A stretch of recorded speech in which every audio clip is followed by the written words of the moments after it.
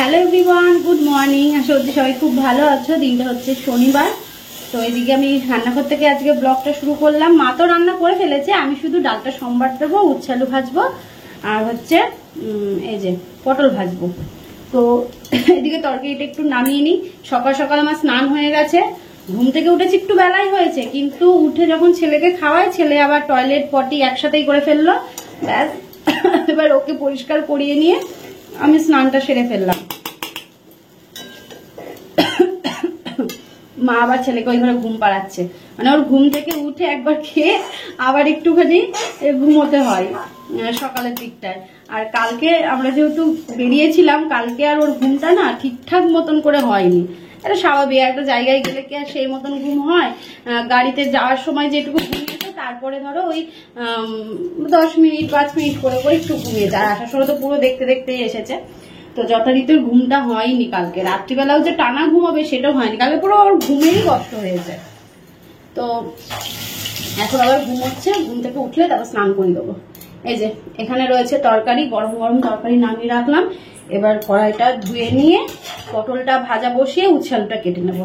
চলো বন্ধুরা, দিন তো শুরু করে দিয়েছি, সঙ্গে থাকো। আর ওর বাবা কাজে গেছে, কাজের পথে বাজার করে নিয়ে আসবে আজকে। গতকালকের ব্লগটা দেখে তোমরা অনেকেই শুভকামনা জানিয়েছো আমার সোনা বাবার জন্য, ওকে অনেক আশীর্বাদ করেছো। আমি তোমাদের কাছ থেকে এটাই চাই যে আমার সন্তানকে তোমরা অনেকটা ভালোবাসা দাও। প্রতিটা মায়ের কোলে যেন প্রতিটা সন্তান যেন খুব ভালো থাকে, সুস্থ থাকে। কি গো, ব্যাগ তো উপচে পড়ছে বাজারে। এই দেখো, ওয়াও, মূলো শাকগুলো কি দারুণ! ওটা কি বরবটি এনেছো? এত বড় ব্যাগে। ও আলু আছে না? জীবনে আবার পটল কেন আনলে? তুমি না তুমি আমায় সেদিন বললে যে পটল কিনো না। ওই টিনের শেড বানাবে, বলতে বসবো না, মাল নষ্ট হবে, নিয়ে যা নিয়ে যা। আমি যদি না, আর পটল এখন স্বাদ নিয়ে নেবো না, বলছে না নিয়ে যা নিয়ে যা। দেখো কত কিছু এনেছে, পরে দেখাচ্ছি আমি। ছেলের অন্নপ্রাশনের দিনকে একটা জিনিসেই আমার বড্ড খারাপ লেগেছিল, সেটা হচ্ছে ছেলের মুখে প্রসাদ বা অন্নপ্রাশনে মাকে থাকা যাবে না। এটা বড়ই একটা অদ্ভুত নিয়ম। এটাই যেন খুব খারাপ লেগেছিল।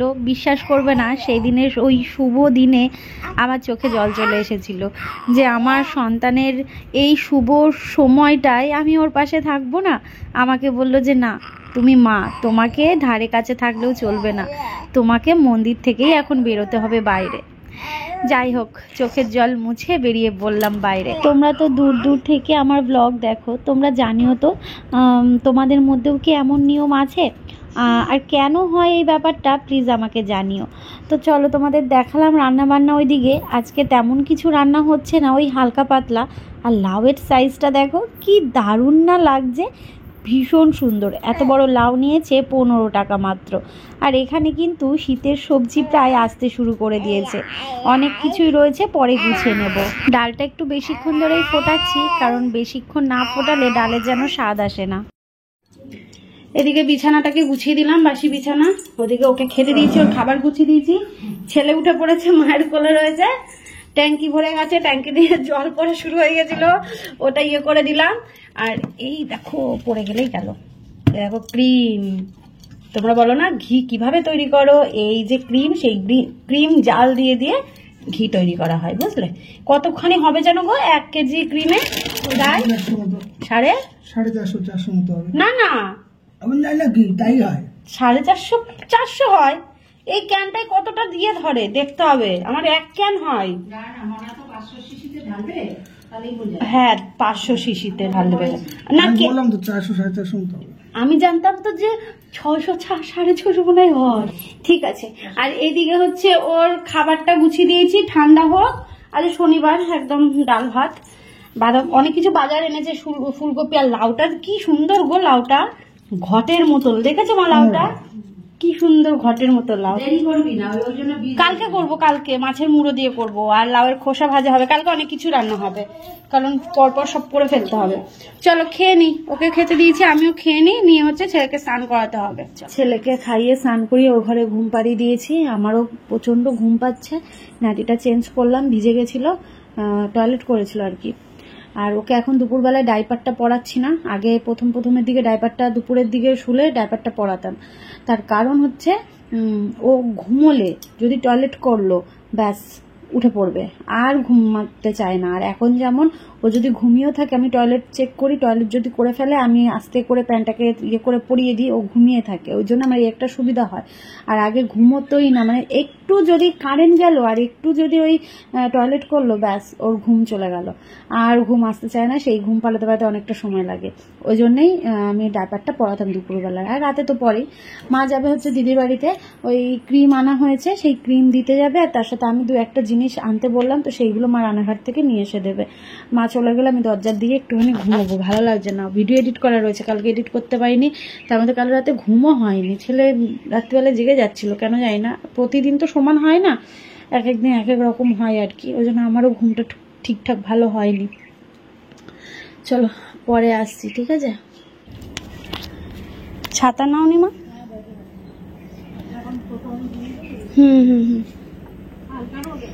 হ্যাঁ রোদের আজ তাপ নেই।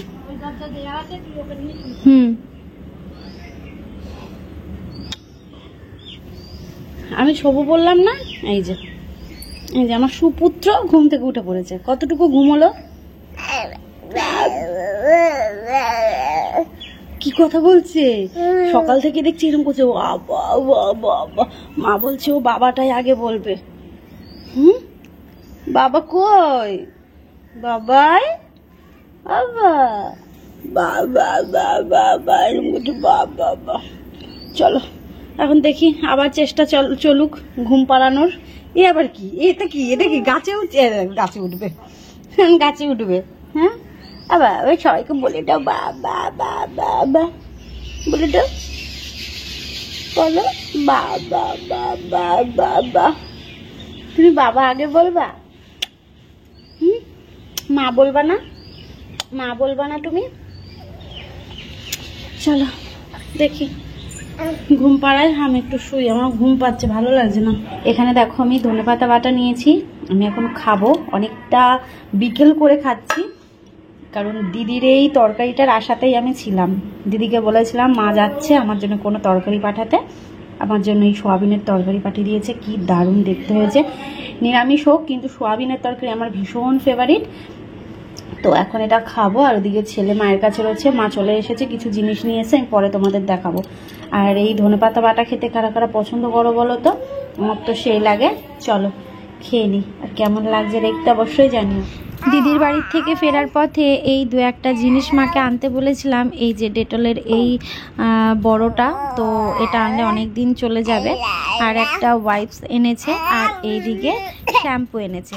আর আমি ভয়েস ওভার দিচ্ছি, আমার পাশে শুয়ে শুয়ে আমার ছেলে আও আও আও করেই যাচ্ছে, নিশ্চয়ই তোমরা আওয়াজ পাচ্ছ। আর এখানে কিছু মুদিখানার বাজার, যেটা বর কাজ থেকে আসার পথে নিয়ে এসছে। যতই ক্লিন করি না কেন আমার যেন ফ্রন্ট ক্যামেরাটাই কেমন যেন ঝাপসা ঝাপসা লাগছে, বুঝে উঠতে পারছি না। যাই হোক তোমাদের আমি একটা জিনিস দেখাই, সেটা হচ্ছে ঝুমা আমার ছেলের জন্য একটা গিফট নিয়েছে। চলো তোমাদের দেখাই, আমি কালকে বাড়িতে এসে রেখেছি।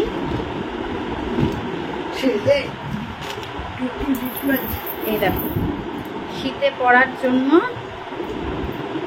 এই যে হুডি গেঞ্জি, কি ভালো হয়েছে না? খুব সুন্দর হয়েছে দেখো। আর আমার ছেলে এটা পরতেও পারবে, তো খুব সুন্দর হচ্ছে, ভীষণ সফট।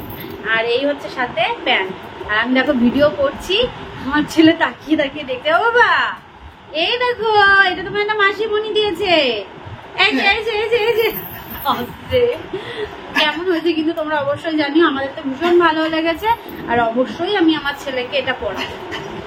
থ্যাংক ইউ বলে ছোট করবো না, সেদিনকে সত্যি ওরা অনেকটা হেল্প করেছে, মানে অনেকটা আমার ছেলেও যে ওর কাছে অনেকটা সময় ছিল। আমি ভাবছিলাম যে যদি কান্না করে বা কিছু করে, একদম অচেনা মানুষকে দেখছে না, তো সত্যি অনেকটা ভালো ছিল, ওখানে অনেকটা হেল্প করেছে। তো যাই হোক চলো আমি ব্লগটা পরে শেষ করব, এখন কিছু কাজ আছে। আজকে আমি ভিডিও দিইনি জানো, এডিট করতে পারিনি। ওই ছেলে আজকে দুপুরে পরে ঘুমোচ্ছিল না, তো আমারও ইচ্ছে করছিল না, আমিও মানে সেই লেজি হতে হতে এত লেজি হয়ে গেছি, আমার আর ইচ্ছে করছিল না ভিডিও এডিট করা। করবো করে আর করা হয়নি। দেখি আজকে করে নেবো, দিয়ে কালকে তোমরা ব্লগ পাবে। এইভাবে এখন ভিডিও দিচ্ছি, বুঝতে পারছো? সত্যি কথা এনার্জি পাচ্ছি না, যে কাজকর্ম করে না ভাল লাগে না। তবে হ্যাঁ, এখন তো মা রয়েছে, মায়ের রান্না বান্না করেছে, তবুও মানে কালকে রাতে ভালো ঘুম হয়নি তো, ওই জন্য আরো এনার্জিটা নেই। তো কেমন হয়েছে কিন্তু এটা অবশ্যই জানিও। ছেলে এখন ওর বাবার কাছে চলে গেছে, এখন ওর বাবার ডিপার্টমেন্টে, এখন আমাদের কোনো কাজ নেই। কারেন্ট যাবে।